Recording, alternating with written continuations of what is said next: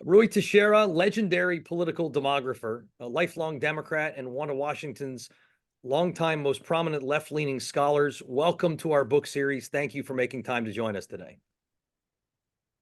Hey, thanks for having me, Bruce. Looking forward to this. Well, we're here to discuss your new book, Where Have All the Democrats Gone?, which I thought was fantastic. As per usual, we got 100 copies for the various folks who follow you and are eager to get a copy. Oh, After this, we're going to send the link so that we don't do mailing, but we give you a right. link and the mailing people do it. These are some very lucky people. Very lucky people. Well, it's in some ways a long awaited kind of sequel to your seminal 2002, The Emerging Democratic Majority. I thought it was fascinating, well done. But I wanted to start with the title because Okay. where have all the Democrats gone? At the moment, my answer is they're in the White House, they're in control of the Senate, they're in spitting distance in the House. They've won 7 of the last presidential elections popular vote. So I'm interested in what it is that led you and your co-author to say, where have all the Democrats gone? Right. Well, there's sort of a double meaning there. It's not just about who won the most recent elections, that's for sure.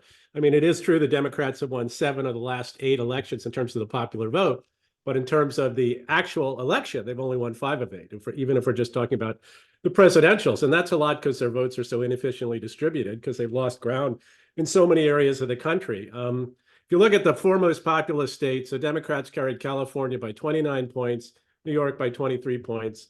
The Republicans carried Texas by 6 and Florida by 3. So Republicans have cleverly distributed their votes, so they produce the maximum output. Not so true for the Democrats. So that's a problem. Then if you look, sort of beneath the surface at the current configuration, yes, the Democrats control the Senate by a seat, but they're about to lose the Senate. I think very almost certainly in this upcoming election, they may take back the House. They may hold the presidency. They easily may not. And this is in the face of a Republican Party that, is to call it shambolic is probably to be generous. And against a candidate like Trump, who again, to be generous, has multiple and glaring flaws that really you would think would disqualify him, but clearly doesn't. Then the Republicans have more governors, they have more state legislators, they have more trifectas on the state level. So this is not a situation we could plausibly describe as Democratic dominance. It's really more of a stalemate. And that's really what our book is about, is try to explain how did we get from the early 2000s where the Democrats looked poised to have an era of genuine dominance to where we are today, where it's really a stalemate between the parties. They're fighting around the 50-yard line of American politics. We're incredibly polarized. It's brutal. It's unpleasant. This isn't exactly morning in America, and we wanted to explore why that was. And kind of a running theme of our book is how the Democratic coalition has changed in important ways that really do put a ceiling on it. Culturally, in terms of its class base, they now regularly lose the working class or non-college vote when they used to carry it. And just the Democrats have completely lost purchase in a lot of areas of the country where they used to actually be somewhat competitive. In rural and exurban America, in small town America, they're anathema to a lot of voters, and they just can't win elections in those areas, not only in terms of the electoral vote, but critically in terms of senators, right? I mean, the Democrats back in Obama's day, when there was actually briefly a trifecta on the federal level, I mean, they were competitive in places like the Dakotas, I mean, that's not happening anymore, and it's not likely to happen anytime in the future. I mean, you look at the electoral map from 2008, it looks really different than what we have now. So that's a long-winded way of saying things have really changed. And yes, the Democrats have gone to a different place, and we're trying to explain where that is.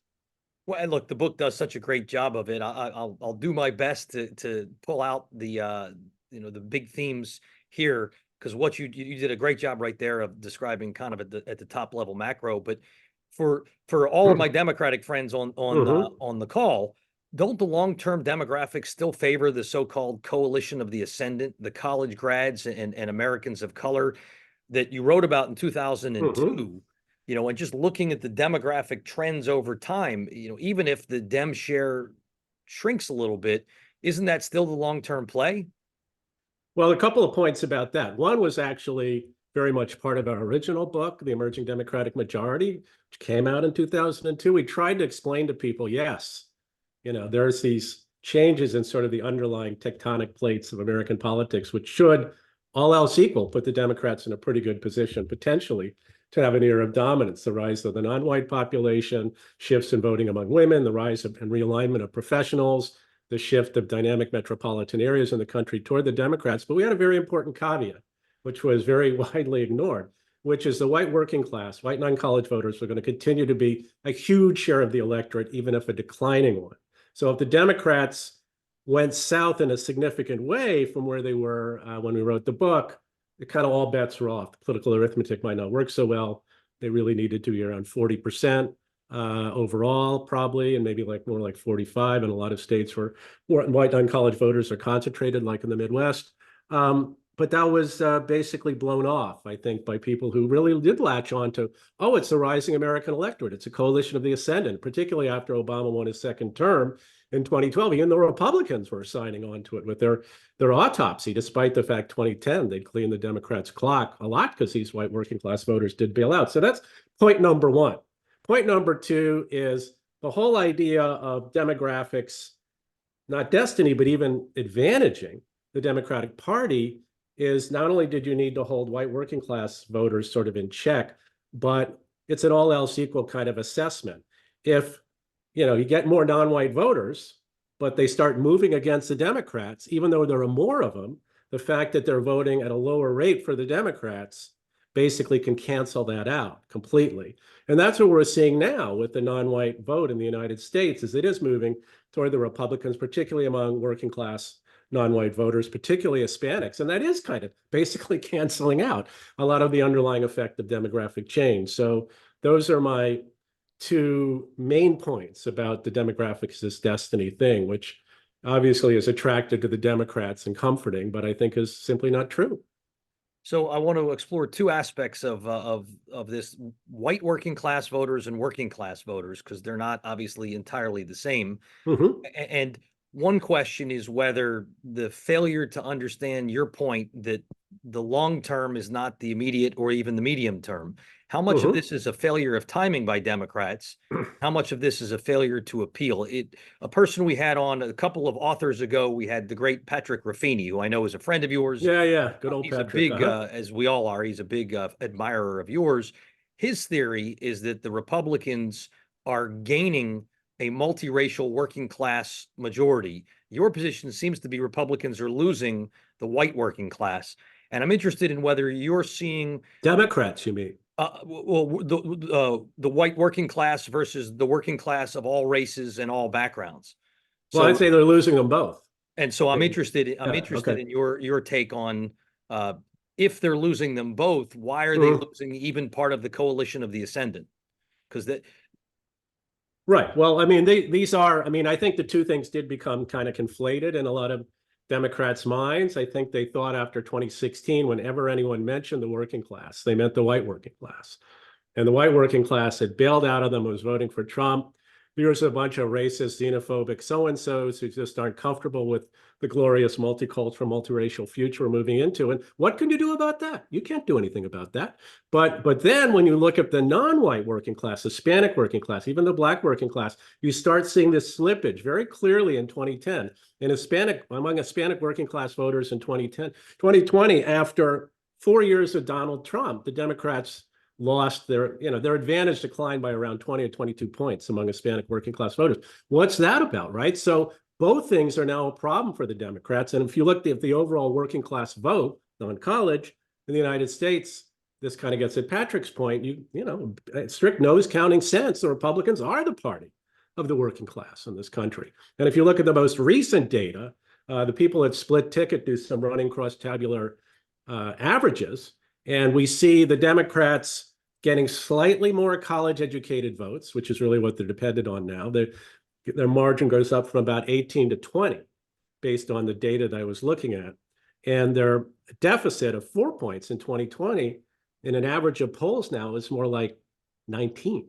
So that's a huge change. And this is consistent with white working class voters continuing to have almost no interest in the Democrats. You lose them by 25 or 30 points. And non-college working class voters not voting for the Democrats, but voting much less for them than they used to, which compresses the Democrats' margin among non-white voters as a whole, which in turn throws the whole demographic strategy into a hat, right? You can't rely on that if all of these Hispanic, Black, and other, sort of non-white working class voters are saying, wait a minute, the Democrats, I'm not that comfortable with them. They seem to be concerned with issues that I have no interest in these days. I didn't even think their economic performance has been that good. What's it? They're not really my party necessarily. Whereas a default option for a lot of non-white working class voters prior to relatively recently was, yeah, maybe they're not the greatest, but I kind of got to vote for them because I always have. Even if I'm a moderate or conservative, I've got to vote for the Democrats. And I think that's really been called into question. So here then, obviously the why is almost everything. Do you perceive, have you seen the data when you listen to focus groups? Mm-hmm. Working class voters leaving the Democratic Party or joining and signing on to the Trump movement that is sort of the new Republican Party? Right. Well, that's, in some ways, that's almost a matter of perception.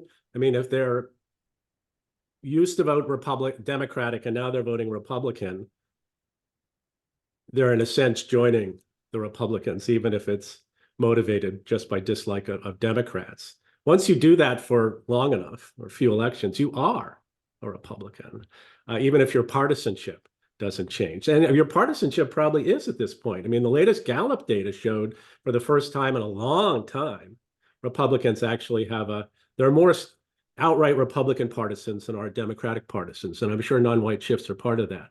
And if you factor in leaners, the Republicans still have an advantage. So something's going on there.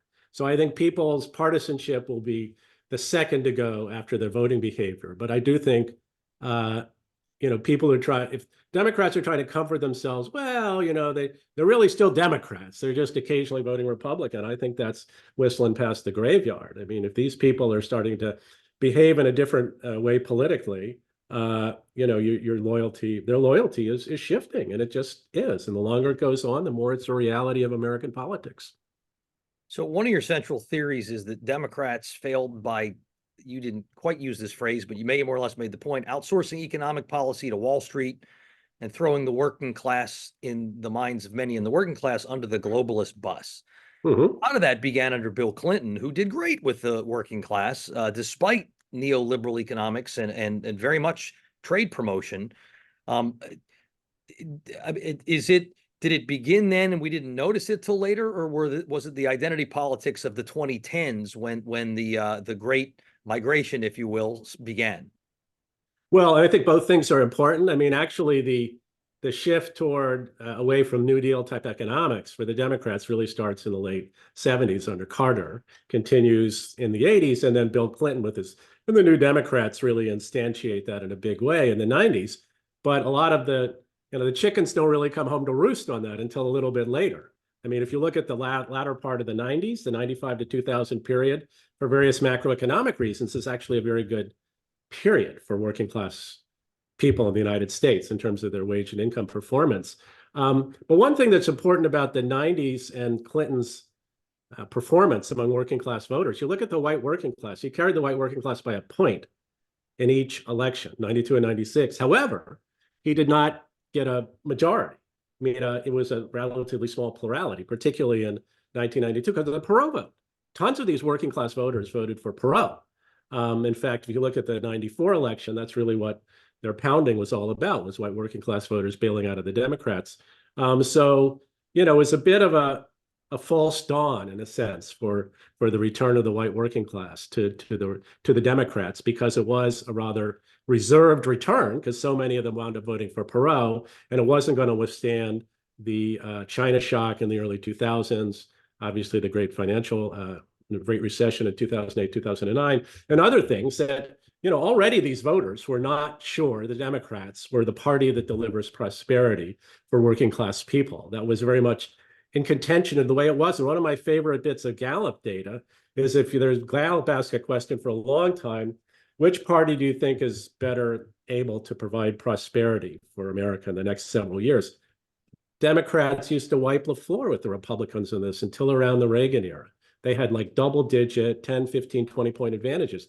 That basically goes away in the Reagan era, and it never comes back. So the presumption among working class voters that Democrats were the ones who had their back really fell apart under the impact of the way the Democrats conducted themselves, their attitude toward trade deals, their attitude toward deindustrialization, their attitude toward dereg in certain ways. I mean, basically, the Democrats had a softer version of the hard neoliberalism of the Republican Party. And you can argue that was politically necessary and inevitable at the time, but I don't think it really consolidated working class voters back into their column, despite Clinton's relatively good performance in the 90s.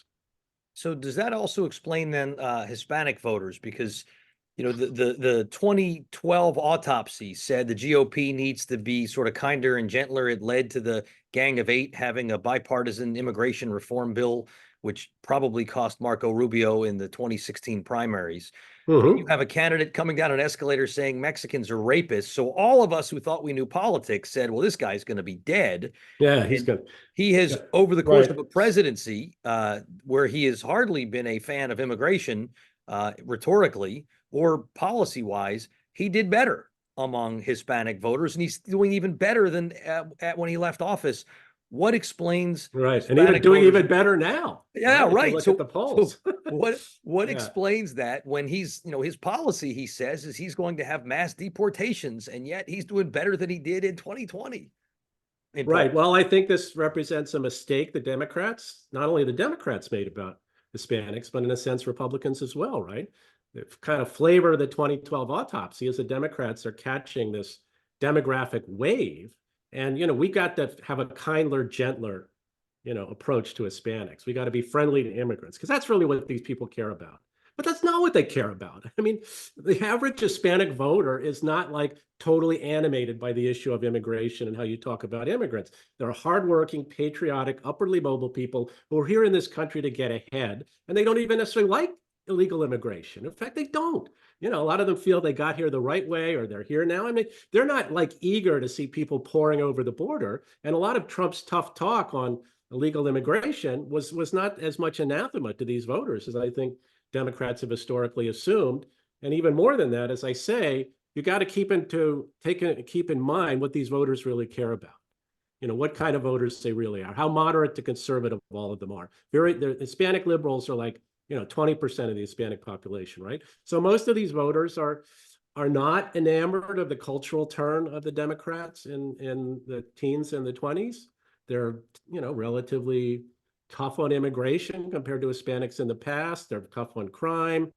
They mostly just want to get ahead. They didn't like how long the country was shut down economically because that hurt them a lot. They thought the Trump economy was actually pretty good, and they're not that enthusiastic about the Biden economy, which, look, I mean, the first 3 years of the Trump administration, median family income went up 10%.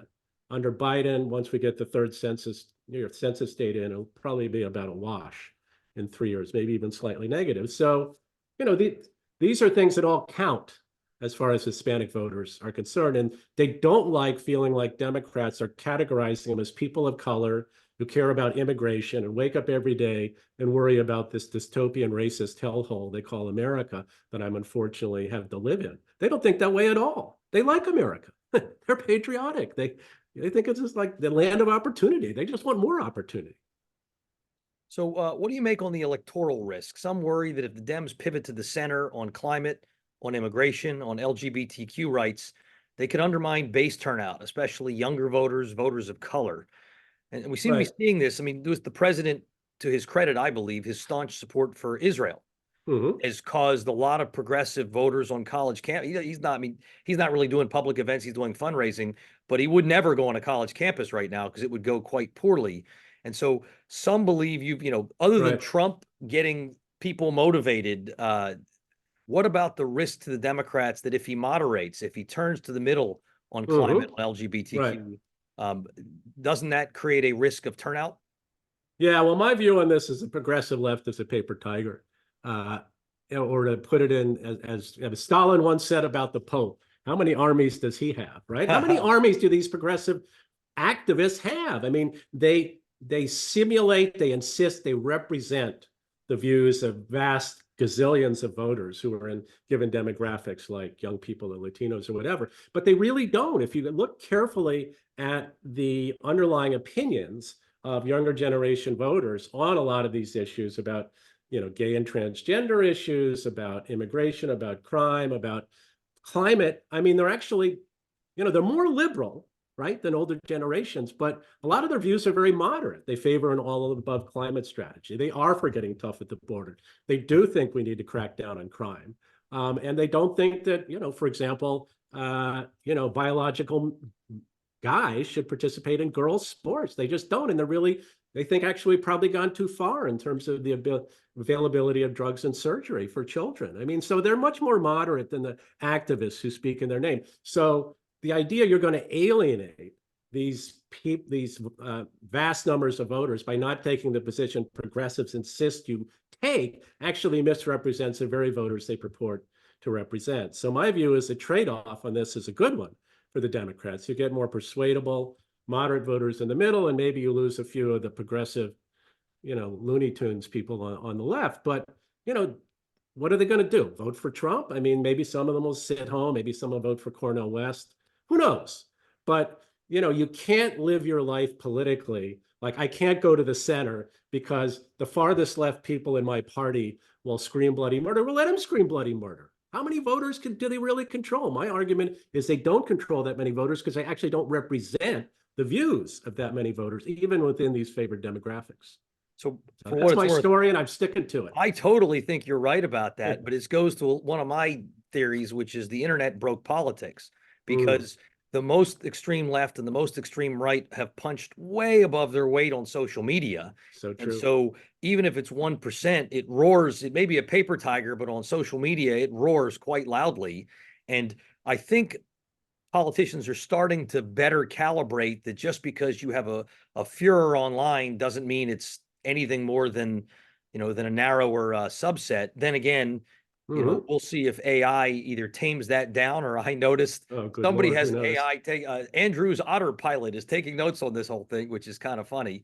Yeah, right. So you probably, as I did over the weekend, read Ezra Klein's piece. Democrats are having an identity crisis. He's a smart guy and he writes a lot of stuff. He quotes Senator Schatz of Hawaii, who's a smart man, who said, quote, "The coalition we have has people who basically want nothing to change and people who want everything to change." Which leads Klein to ask, can a party that represents those who like America as it is also represent those who have been left out of the current era of prosperity? And so is it possible to have the white working class and the meritocratic elite technocratic class and support the poor who want and need a lot of help? Or is ultimately that not a viable coalition strategy for the Democrats?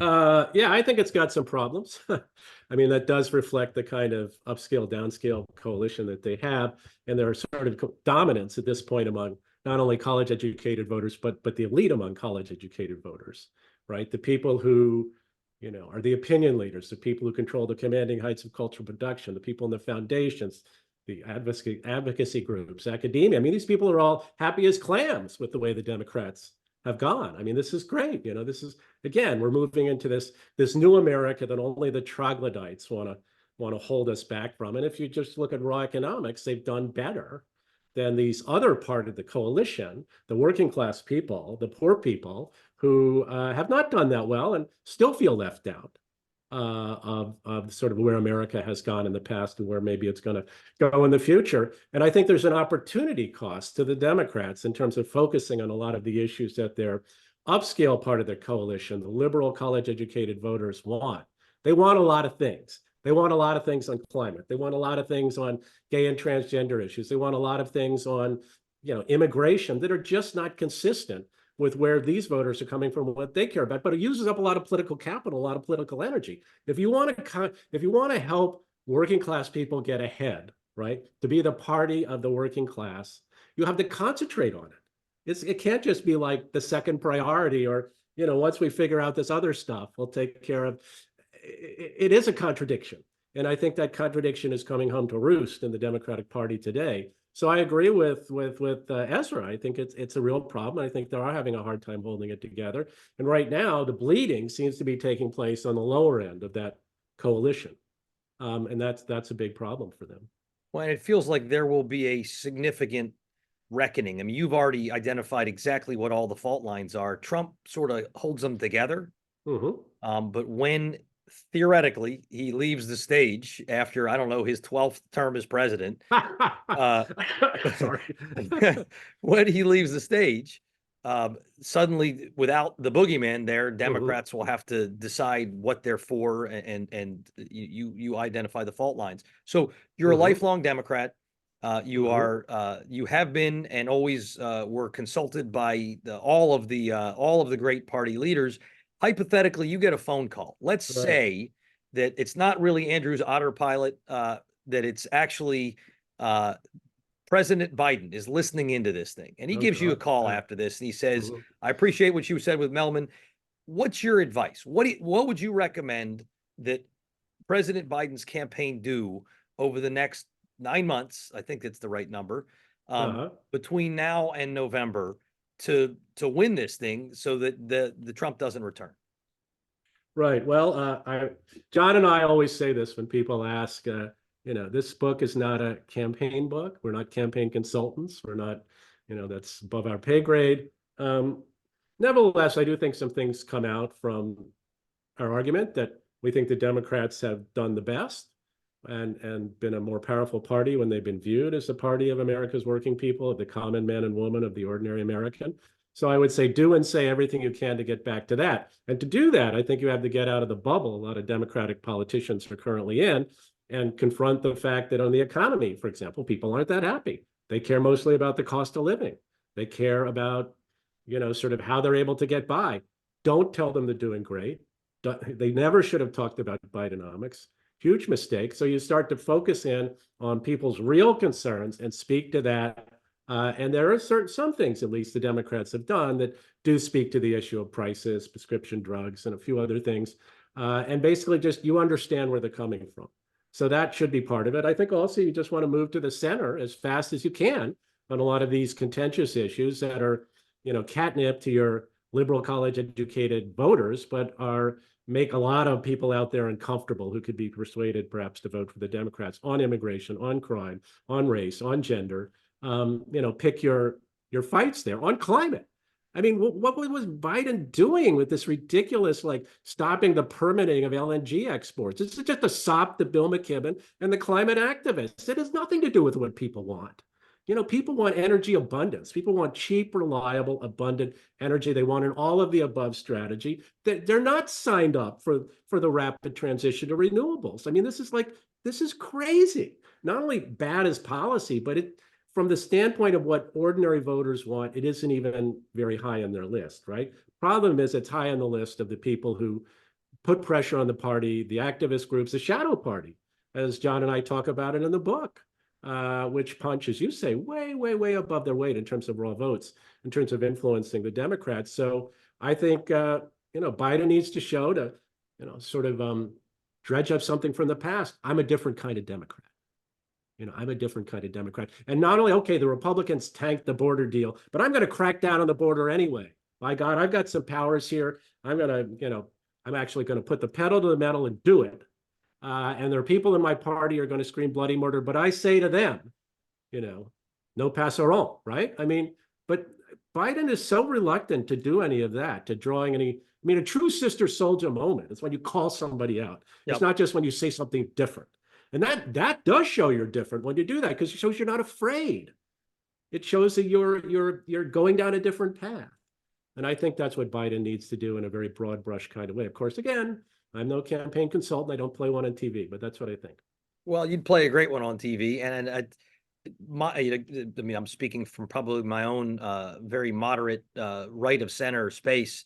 I tend to think you're right on some of those areas, the border being the Mhm. most obvious. Frankly, crime, I would pick crime in DC, which would be very self-serving if they Yeah. crack down on that. But I think that would be a good sister soldier opportunity. I have a little bit of sympathy for the poor administration on the economy. I mean, it was a Yeah. boffo job number on Friday. It Hmm. sure looks like the Fed has engineered a soft landing. At the start of 2023, everybody said China's economy was going to roar, and 85% of economists said we were going to have a recession. Turns out we Right. roared, Yeah. and they're falling through the floor.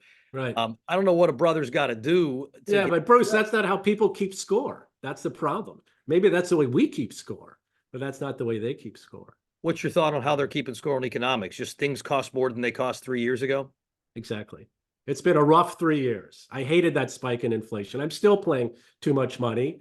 I'm still worried about all kinds of stuff. I don't know what the hell's going to happen. And, I'm not feeling that great. So, that's how they keep score, their actual day-to-day life and how well they feel it's gone. They How could do care you less about these top line numbers. how will the whole democracy's dying I've got only I could save democracy argument, how does that play among working class voters? Very, very modestly. I mean, it's like a lot of people don't like Trump, including among the working class. But the idea these people are animated, these voters are, particularly ones who are persuadable for the Democrats, are really animated by the issue of democracy will be destroyed if Trump is elected. This is the Weimar Republic, 1932. The fascists are at the gates. This is very convincing to a lot of the people who live in my blue neighborhood here in Montgomery County. But for your median working class voter, it's like, what? I mean, they don't like Trump, and he says some stupid things, but it's not an existential issue for them the way it is for so many liberal college educated voters who are now a sort of vote for the Democrats at Soviet-like levels, right?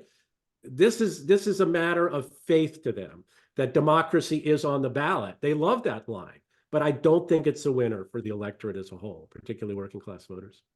You remind me of the old Reagan line. Reagan was famously an FDR Democrat, and he liked to Mhm. say he didn't change, the party changed. I'm not suggesting at this point you're a Reagan Republican. You're clearly not, but you were a fixture at CAP, at the Center for Mhm. American Progress, since the days that John and Sarah started it, Right. until mid 2022, when you finally left and went to the Great American Enterprise Institute, which I'm a big fan of. But Mhm. I know you wrote about it. What was your own personal experience leading you to leave a place you'd been for 2 decades?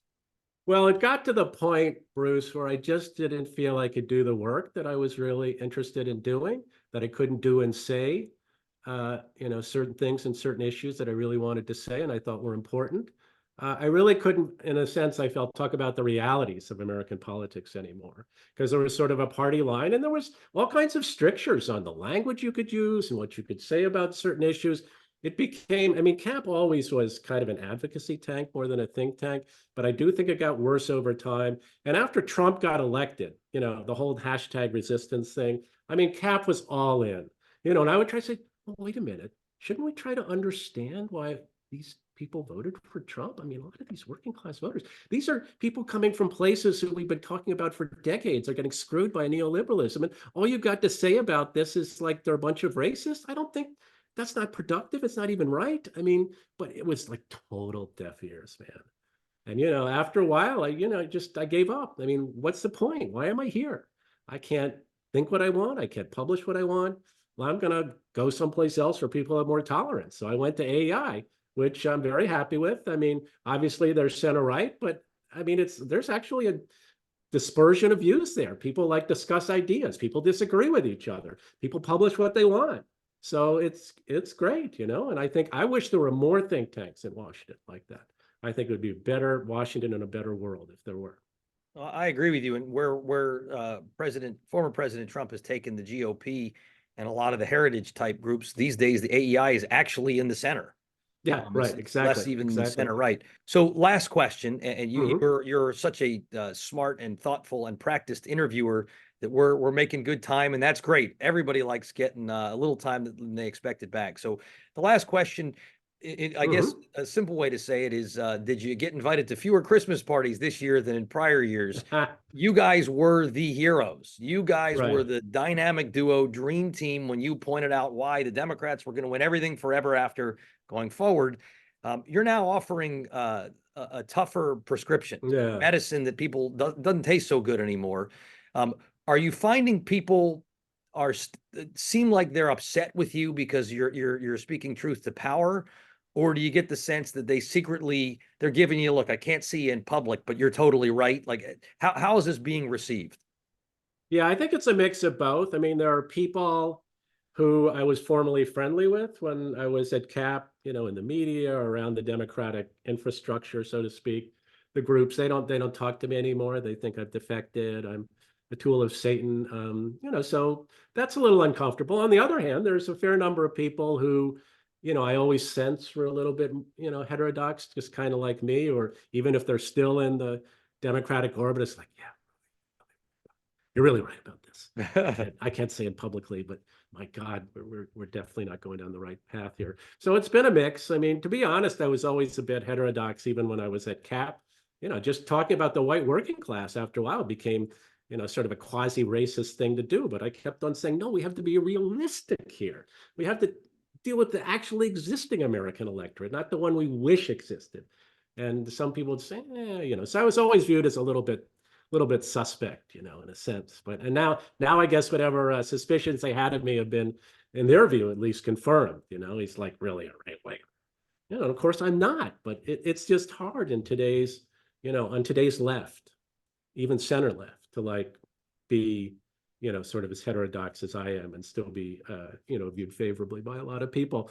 There's so much tribalism. It's really, really quite troubling. And, that's back to why I left CAP. That's part of the reason. I just hate being part of a tribe where everyone's saying exactly the same thing. And there are things you cannot say. And there's language you must lose. The hell with that, I feel you. I understand it. I think you and John did a fantastic job articulating all of the theories on how the Democratic Party is shifting, why it's losing the working class, and frankly, a lot of the ways in which that doesn't have to be its fate, which I know is what you're hoping. I'm thrilled that you spent time with us, and I'm really glad that you're so happy at AEI. Rui, thank you for joining us today. Hey, Bruce, thanks for having me. It was a great conversation. I hope everybody out there enjoyed it. Terrific.